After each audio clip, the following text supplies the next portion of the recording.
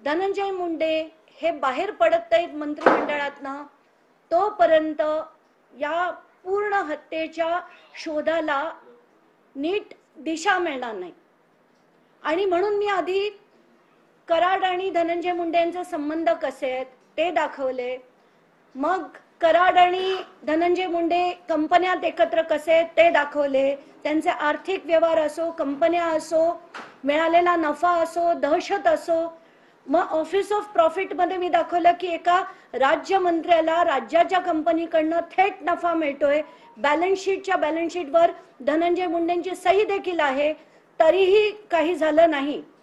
4 दिवसानंतर थांबून मी कृषी घोटाळा काढला, त्याच्यात कसं साध्या 90 रुपयाच्या 92 रुपयाच्या नॅनो युरियाला 220 रुपयांनी खरेदी केली गेली, या सगळ्या गोष्टींचे डिटेल्स दिले। त्याच्यानंतर मी या नॅनो युरिया आणि नॅनो डीएपीच्या बॉटल्स मागवल्या देखील, आणि मागवलेल्या बॉटल्सचा इनवॉइस मी ट्वीट केला। तर एक त्याचा जर आपण क्रम बघितला तर 4 तारखेला मी ती प्रेस कॉन्फरन्स घेतली, 5 तारखेला मी या बॉटल्स मागवल्या, आणि त्याच्यानंतर 7 तारखेला या कंपनीकडनं बंदी घालण्यात आली।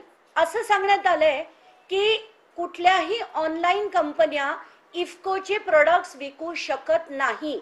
आणि धनंजय मुंडे यांचे पीए कोण जोशी म्हणून आहेत, त्यांनी धडाधड सगळ्या माध्यमांना पाठवून दिलं की इफ्कोचे प्रोडक्ट्स विकता येत नाहीत, असा त्यांनी मेसेज त्यांनी पाठवला। आणि त्यानंतर मी सगळ्या माध्यमांना विनंती केली, त्याच्यापैकी मला वाटतं एका चॅनलनी तर अगदी डिटेल त्याचा अभ्यास करून दाखवलं की सगळेच्या सगळे ऑनलाइन जेवढ्या वेबसाइट्स आहेत सगळे, मग ॲग्री बेग्रीच नाही, ॲग्रोस्टार, किसान, बिघाट, अनेक अशा वेबसाइट आहेत ज्याच्यावर इफ्कोची प्रोडक्ट सर्रास विकली जातात। कारण त्याच्यावर इफ्कोनी एक राईटअप दिलं होतं, प्रेस नोट दिली होती, आणि ती देखील मला पाठवण्यात आली होती। आता ही प्रेस नोट मी ऑनलाइन देखील बघितली, आणि मला गंमत वाटली की एक कंपनी जे सो कॉल्ड शेतकऱ्यांचं कोऑपरेटिव्ह आहे, त्यांनी इतकं प्रोएक्टिव्हली काम का केलं, तर याचा जेव्हा मी शोध घेतला आणि जेव्हा मी बोलायला लागते ना, तर मला अक्षरशः वेगवेगळ्या ठिकाणून माहिती येते, आणि काही इतकी छान माहिती आली ते इफ्कोच्या अधिकाऱ्यांकडूनच आली। आणि त्यांचं असं म्हणणं आहे की इफ्को म्हणजे एक महाघोटाळा आहे।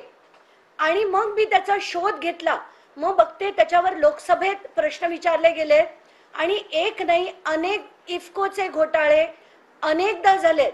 आणि मी आता जेवढ्या तुम्हाला एक्झिबिट्स दिल्या आहेत त्याच्यात सीबीआयचा एक एफआयआर देखील आहे, आणि तो एफआयआर आणि इतर लोकसभेतले विचारलेले प्रश्न ते देखील मी लावलेत, राज्यसभेत विचारलेले प्रश्न देखील लावलेत, आणि किती मोठ्या प्रमाणावर भ्रष्टाचार इफ्को मध्ये होतो याचे सगळेच्या सगळे डिटेल्स दिलेत। म्हणजे ती फार्मर कोऑपरेटिव्ह नावासाठी आहेत, पण तिथले अधिकारी काय काय करतात, अगदी तिथले मेन सीईओ पासून लोक कसे कसे भ्रष्टाचार करतात त्याचे सगळेच्या सगळे डिटेल्स मी तुम्हाला एक्झिबिट्स मध्ये दिलेत। त्यानंतर धनंजय मुंडे यांनी तर एक भन्नाटच काय काय त्यांनी क्लॅरिफिकेशन दिलं पुन्हा एकदा, आणि मला त्याच्यावर आता खरंच बोलून काही फायदा नाहीये। मला एवढंच सांगायचंय की माझ्याकडे आलेल्या येणाऱ्या नॅनो युरियाच्या आणि नॅनो डीएपीच्या बॉटल्स परत मागवल्या गेल्या। आता हा विषय आपण इथे संपूया।